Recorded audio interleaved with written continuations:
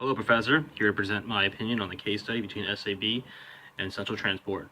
So only about 3 minutes, so I'll try to run it through it really fast. So question number one, why and how has the competitive marketplace for SAB changed in the last 5 to 7 years? Well, I think that answer to that question is very easy, that the competitive market has no longer been exclusive to a firm's, strict regional area. It's very, I guess, leaning towards the globalization theme where you have to nationalize your brand and then go global.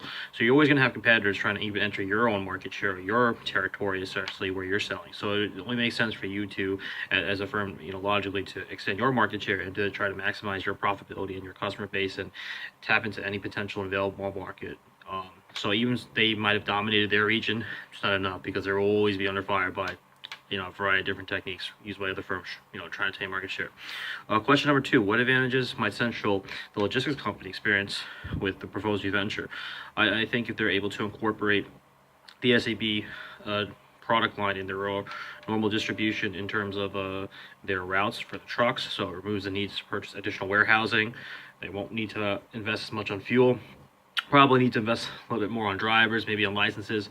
But when you actually cut out that high cost in terms of buying land and space and all the machines and logistics and personnel to run a warehouse, and if you kind of cut that out, it essentially reduces your overhead and you require additional investment for that return. It's a way to maximize return. Question number three, what issues would SAB and Central face in the new approach? And I think that can be summarized in one term, the bullwhip effect.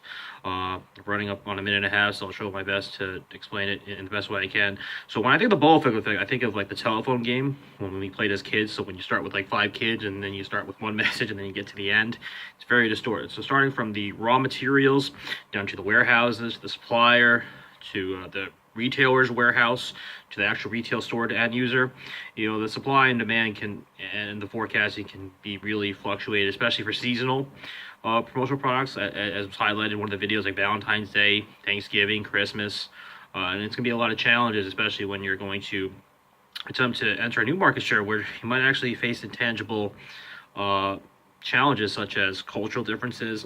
Someone in Boston might have the same outlook on a product line as they would in maybe South Carolina or California. So trying to overcome those cultural differences, and it might be challenging. Actually, no, it would be challenging to forecast the demand. So you're going to definitely have a lot of fluctuations in what the demands are. The actual min-max levels of the on-shelf inventory will be a little off. The pull system of inventory will more likely be used than the push, but essentially any logistical company always ideally wants a balanced push-pull system. So I'm running out of time, so as I said, for question number three, the bullwhip effect will be a very big challenge when attempting to logistically set up any business in the new market share. Hope you like my video, and please feel free to comment. Thanks.